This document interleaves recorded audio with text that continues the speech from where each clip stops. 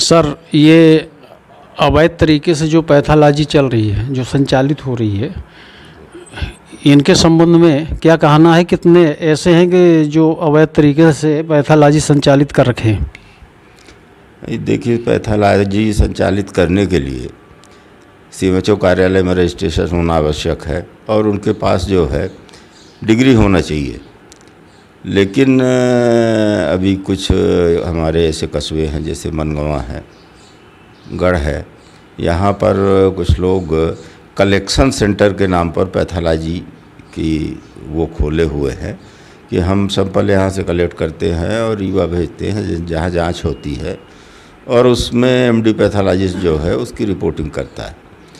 तो collection centre पे तो हम यदि अनुमति लिए हुए हैं तो रोक नहीं लगा सकते, लेकिन यदि खुद जांच करके यहाँ पर रिपोर्ट वो देते हैं तो ये अवैधानिक है।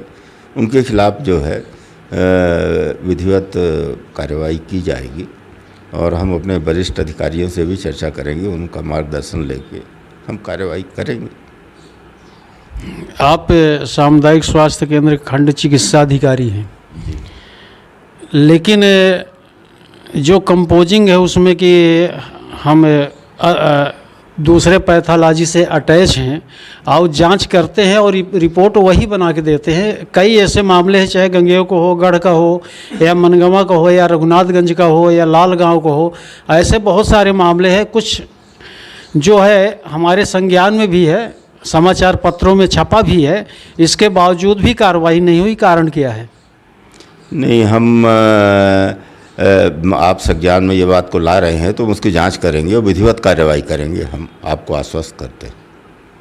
आपकी जानकारी में कितने वैध पैथोलॉजी हैं? मेरी जानकारी में तो ऐसा वैध पैथोलॉजी के बारे में मुझे जानकारी है नहीं कि शायद मनगवा में किसी एक को सीएमएचओ कार्यालय से मिला हुआ है लाइसेंस, बाकी और तो कोई वैध पैथोलॉजी नहीं है। केवल आपके जानकारी में केवल एक ही है? हाँ, एक ही है। एक बार मैंने विजिट भी किया था तो उनके पास जो है लाइसेंस सीएमएचओ कार्यालय का। और बाकी जो पैथोलॉजी संचालित हो रही तो ये माना जाए कि वो अवैध है? बिल्कुल अवैध है।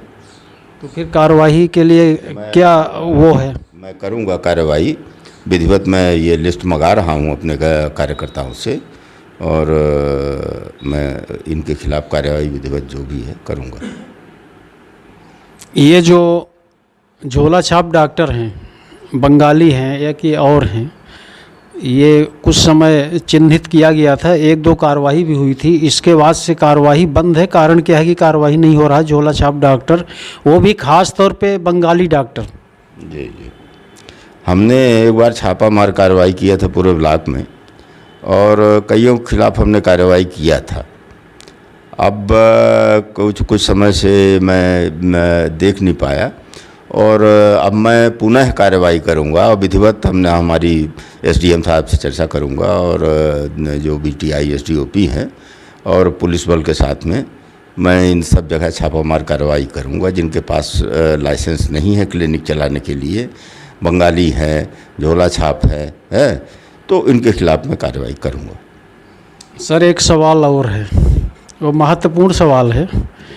मनगवा विधानसभा के बगल में जो है आपका जराहा पीएससी है, वहाँ की जनसंख्या 450-500 है, लेकिन जानकारी के मुताबिक जो है 11 आशा कार्यकर्ताओं की नियुक्ति है, तो ये किस नियम के तहत है? 11 आशा कार्यकर्ताओं की नियुक्ति है। कितने आबादी में? समथिंग 500 के आसपास जनसंख्या। 500 की जनसंख्या में 11 आशाओं की नियुक्ति नहीं हो सकती। यदि ऐसा हमने तो नहीं किया है, यदि ऐसा पूर्व बीएमओ वगैरह ने किया है तो ये गलत है। हम देखेंगे इसको और अपने सीएमएचओ साहब के ध्यान में लाएंगे, लेखा पढ़ी करेंगे कि ये जो है गलत है, इनको निष्कासन कार्रवाई की जाए। 11 आशा कार्यकर्ताएँ आपके प्राथमिक स्वास्थ्य केंद्र जराहा में हैं? नहीं, प्राथमिक स्वास्थ्य केंद्र में कोई आशा नहीं रहती। आशा क्या है, कि आशाओं का कार्यक्षेत्र है कि ये 2000 से 2500 के पॉपुलेशन में एक आशा रहेगी।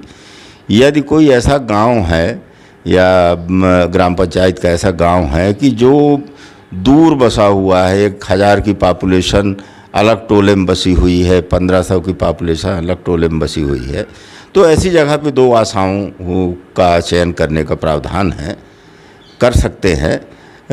लेकिन ये नहीं है कि 1100 की पॉपुलेशन में हम इतनी संख्या में आशा का चयन कर देंगे जो आपके द्वारा बताया जा रहा है। नहीं, हमारे द्वारा नहीं बताया जा रहा है, ये आपके विभाग से ही हमको जानकारी मिली है। इसलिए मैं आपसे इस संबंध में पूछ रहा हूँ कि आखिर वास्तविकता क्या है, आपके जानकारी में क्या है, वहाँ कितनी आशाएं हैं?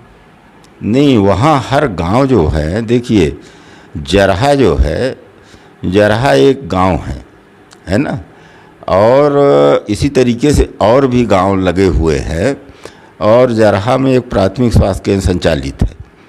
तो वहाँ पर 10-20 गांव की आशाओं की बैठक होती है, आशा सुपरवाइज़र रहती है, हमारे मेडिकल ऑफिसर रहते हैं, और जो हमारे सेक्टर सुपरवाइज़र हैं, ये उन 10-20 गांव की आशाओं को इकट्ठा बुला के वहाँ पर साप्ताहिक या मासिक बैठक लेते हैं, और जो राष्ट्रीय कार्यक्रम है उसके बारे में उनको बताते हैं, उसको अचीव करने के लिए बताते हैं, जहाँ कमियाँ होती हैं वो बताते हैं, और उसको हम लोग जो है अचीव करते हैं उन सब के माध्यम से, उनको टारगेट बता के। जैसे अभी हमारा ये कार्यक्रम चल रहा था रक्त सैंपल कलेक्ट करने का बृहद जांच शिविर, तो बैठ के लिया करते थे कि भाई आशाएं जो है 5-5, 10-10 केस लेके आए, हमारा